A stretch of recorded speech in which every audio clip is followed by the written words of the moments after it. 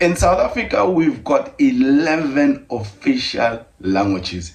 And the language that a Mamelodi Sundowns deserves to hear is nothing else but the truth. We are led by a Portuguese mentor who is very good at this. He speaks nothing but the truth. This is ahead of a crucial game, a second leg against Esperance in Tunisia Tuesday night. This is what players live for. Just want to read something quickly from what Miguel Cardoso said after that 1-0 win at home against the same side. Now, it's a match like any other. My job is to make my players believe it's a match like any other, because there are only 11 players inside the pitch. The crowd and fans don't play. The referee will not want to make any mistakes or be neutral. So 11 players to play football, they have their own strengths. I know what they believe. They live for Champions League nights. They live for wonderful CAF Champions League nights. I also believe we can win there, Tunisia that is. And it's my job to make my players believe they can win there. Because if you go to Tunisia to play for a draw, you will lose. This team will be another team. Esperance at home will be another team. And the way they also know, if they concede a goal, it can be tricky for them. Very tricky. So the coach will be relaxed due to the trust he has in his players. We are also relaxed. But that is the respect I have for Champions League, for the competition. I know what to expect and I know what I will do. Let's hope we are committed enough with our capacities. We don't leave anything out and play to win. To pass the quarterfinals, the next match must be, and we should be playing it to win, not for a draw. Otherwise, you don't come out with a result. Close quote. That is a Miguel Cardoso. Mamelodi Sundowns fans deserve nothing else but this truth. Welcome. I do go by the name of Oscar. Since football, we engage and discuss on anything to do with football, from Africa to the world and from the world to Africa. An exciting second leg coming up for Mamelodi Sundowns is in Tunisia. You know what?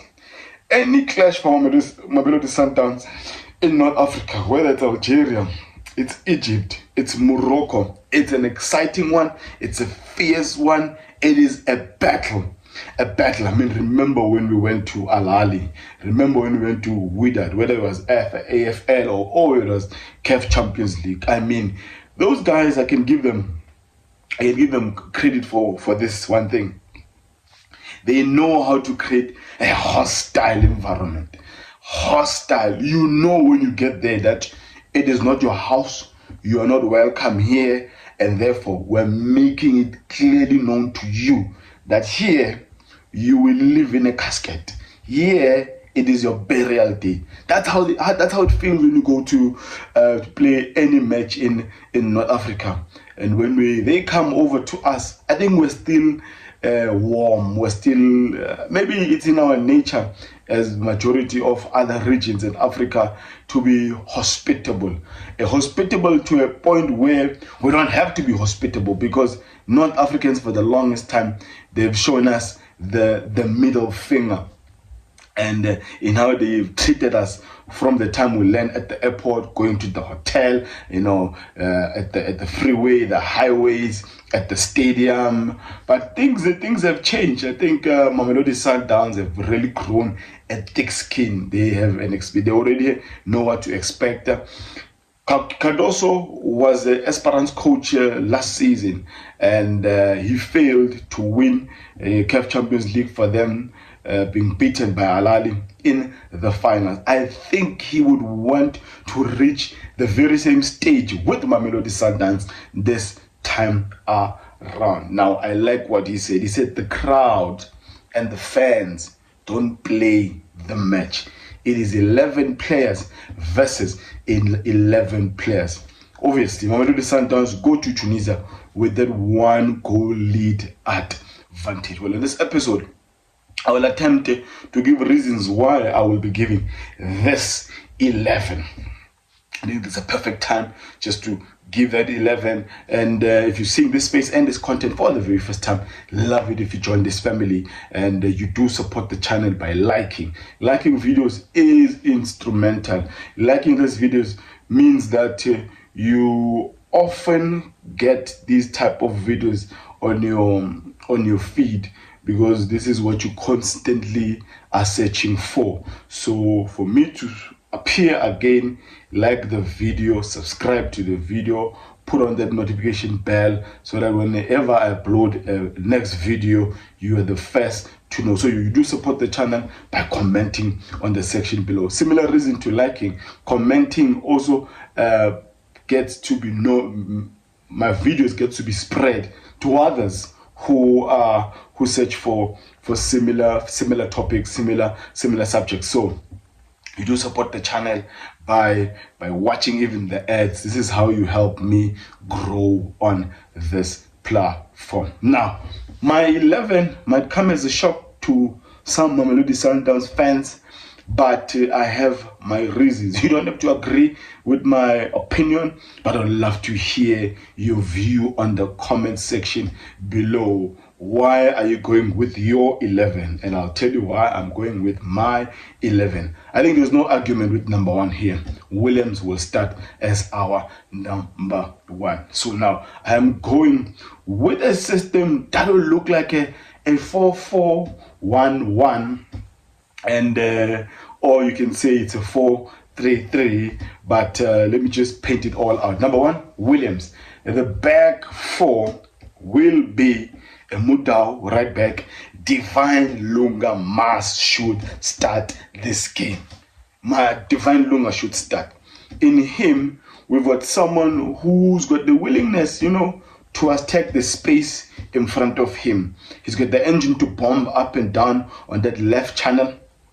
And with him, he offers a physicality that a Mudiba will not offer us. And so this means that in defense, especially with set plays, set pieces, North Africans, they live for set pieces. Free kicks, corners, that's what they live for. Because if they can't break you during the play, they can't break your last line of defense, and their greatest chance, they see it as the greatest chance, is to win by set plays. So physicality and the height of a Divine Lunga will be much needed, and he's been doing fairly well. Anytime he's been given a chance, yes, Divine Lunga might not be fan favorite, but anytime he steps up for Mamelodi Sundowns, he gives an 8 out of 10 performance. And this is a night where a Divine Lunga will be required to give a 9 out of 10 performance together with his colleagues at the back. And the central pairing, I'd love to change it, but I don't think this is a time to risk it and try someone new in that back line. He might be shaky here and there, but the second half was much better from a Luis Suarez, the Argentinian. So we'll be partnering him together with a Grand Kekan. I don't know the fitness of a Musa Libusa or Mutobi Mval. I don't know how far are they, even a Rivaldo, but it's a very sensitive time to be trying new combos now. I know Malibongwe has played a number of matches, but we've seen his weakness, the young man, is especially when we are defending set pieces. Now, going to the middle, this is a match where I think Obas should be starting. The Northern Cape Kimberley boy is his time to step up. So it's going to be midfield 3 of Obas, Mukwena, and Alende. Obas as the 6, or you can say a double 6 of Mokoena and an Obas with Allende as a dead 8, or defending number 6 of Obas with the double 8 of Mokoena and an Obas. I think Mokoena does not mind bombing up and down when we have the ball and we are attacking, so he will play with that Allende. I know it's difficult to drop a player like an Adams, but there is one player who almost always gives us goals, in big games, whether it's Bafana or even Mamelodi Sundowns. He loves scoring in Champions League games. He started last week. I mean, the only change in this 11 is Adams. He's the one I've sacrificed, and but he can be introduced in the second half. So let's say your Murena, who I'm starting, will form part of that 4 in the middle, if you can say 4. Allende will be on the left, Mokoena and Obas the double 6, and Murena on the right when we don't have the ball, and the 1-1 will be Ribeiro just behind a Shalulile, and but when we do have the ball, Murena will be required to be close to a Ribeiro, and so because with the Murena you always have a chance, man. You always have a chance, and I think he plays far better than Reyners with the ball on his feet. I mean, he's played almost every position on the field, including a goalkeeper position. So if we ask of him on this match to play as someone coming from the right, or as someone playing closer to a Shalulile when it is required of him, I think he can do that. The first 45 minutes, or let's say the first 15 minutes, will be critical for Mamelodi Sundowns. It is this moment where we should be super alert. Concentration levels should be up there. We don't have to concede, and I mean, if we have a chance to bury it, and it will be crucial. Obviously, the crowd will push Esperance, but if we can score in that first 15 minutes or score in the first half, then it will mean that in the second half, players like who will control the match, players like your Adams could be introduced, and but Shalulile, Ribeiro, Murena, and your players like Mokoena taking shots outside goal in this match, it will be critical. It's important that the players show that they are confident, but obviously respect the occasion, respect the opponents, and but emotional intelligence will be critical in this game, because the North Africans will push you to the limit. They'll pressurize the referee. They'll attack the opposite bench. They will. There's going to be elbows. There's going to be fouls. There's going to be, But it's also for Mamelodi Sundowns to also apply, the tactics that have been applied to them when North Africans are leading. Time wasting tactics.